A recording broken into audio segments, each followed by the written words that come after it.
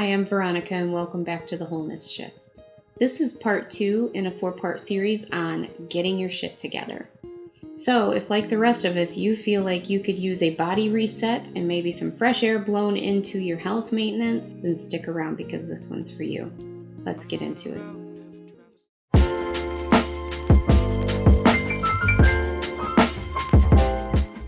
Every spring we get this urge to spring clean everything and make things fresh and new and breathe some new energy into them. So this is our version of spring cleaning our lives. Week 1 was resetting your spirit. Week 2 is a body reset. Week 3 will be money reset. And week 4 will be home reset. Lots of decluttering and cleaning going on there. So I hope you stick around because there's going to be so much stuff you don't want to miss it. As I mentioned, this is part 2 in a 4-part series. If you missed part 1 of this series on resetting your spirit and your life, I'll link to it below. Feel free to check it out. And as usual, I go into way more detail over on the blog, so you can feel free to check that out as well. So what is a body reset anyways? A body reset is where you do a Control-Alt-Delete on all of the bad behavior, bad habits, bad eating, bad drinking, whatever that looks like, those habits that you've gotten yourself into. And you incorporate some good things and you let go of some bad things. Basically, you're getting back to a baseline of health. You're being more mindful and intentional about the way that you're living and thinking about your body. It's easy to fall into bad habits regarding our bodies. So a body reset takes you back to a baseline, gives you some new ways of looking at things, and helps you to put a new plan in place. Think of it as yearly maintenance or like getting your oil changed. Before we can start, you need to take an inventory. Because until you call a thing, there will be no changing the thing. So be honest with yourself. Look at all the areas of your life and see where you need to improve and what could change to get you more in alignment with your life goals and what you want to see your life look like and how you want your life to feel. So today we have 5 areas that we're going to go over.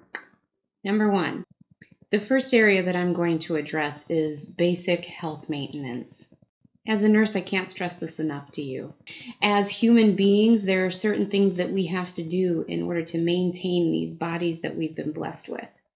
This is your vehicle. This is your car, and it's the one and only one that you get during this lifetime that's going to carry you through. So just like your regular vehicle that you need to have maintenance on or your oil changed, things like that, you need to do some things for your body too.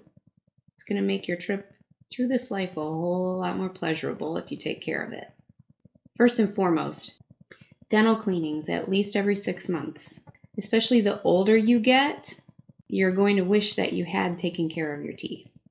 So why don't you just call your dentist right now, pause the video, make a call to the dentist, and schedule your next 2 cleanings. That takes you out a whole year. Get them in the books now, and you don't have to worry about it. Ladies, there are so many things that you need to do in particular for your health. So schedule those pap smears. Schedule your mammogram.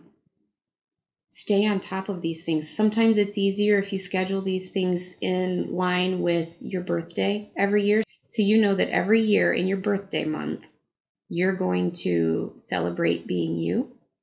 You're going to get a pap smear. You're going to get your mammogram.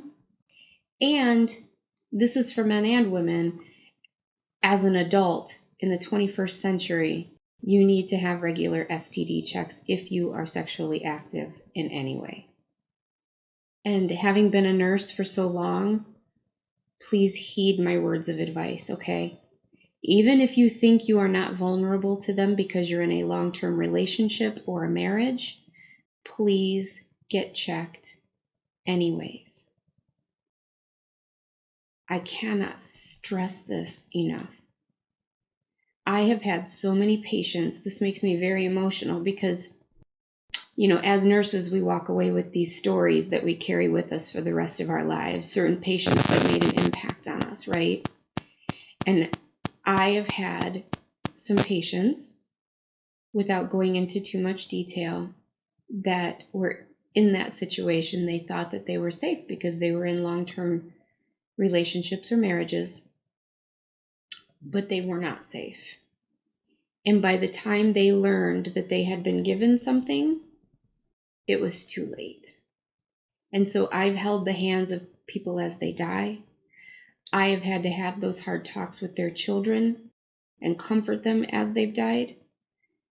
It's not good. So even if you think, oh, it couldn't be me, not my partner, okay, I hope you're right. What does it hurt then? What does it hurt to get checked at least once a year? If you're clean and in the green, fantastic. But if not, at least you know, and it's early enough to do something about. Please just do it. Men, if you are in your 40s or older, you need to start talking to your doctor about having regular prostate checks, colon cancer screenings, testicular cancer screenings. Women, do your self-breast exams. Men, do your testicular exams. When you're in the shower and you're all soaked up, just feel around for any lumps. Go to the eye doctor and get an eye exam or get new glasses. You know you probably need them. If you're on certain medications, there are certain things that the eye doctor has to look for, so that's important to stay on top of as well. Make an appointment with your primary care physician at least once a year. What's a primary care physician, you ask? That's bad if you're asking that. So that means get one. It's a doctor that takes care of you. It's a doctor that if you have the flu or if something else is wrong that you're going to go see. So if you don't have one, you really, really need one. Please go get one.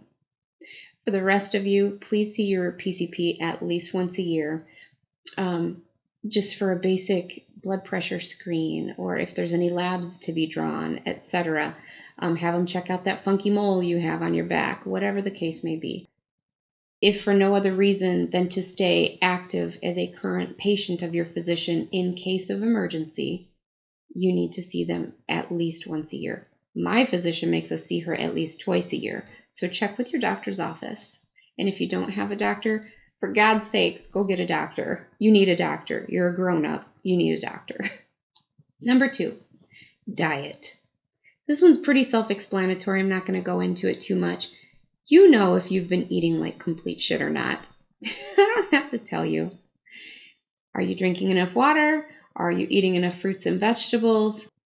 Maybe just once in a while you can choose to have a smoothie that's full of vitamins and nutrients and minerals instead of reaching for a donut or a McMuffin.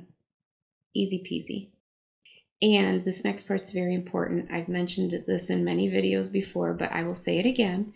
If you are not eating well, please at least take a multivitamin every day. There are certain essential minerals, vitamins, etc. that your body needs in order to function as the beautiful, sophisticated piece of equipment that it is. So they're called essential for a reason, because they are essential. Please give your body what it needs. Number 3, exercise. So I am preaching to myself right along with you with this one, because I will own that I'm so bad at this. So bad.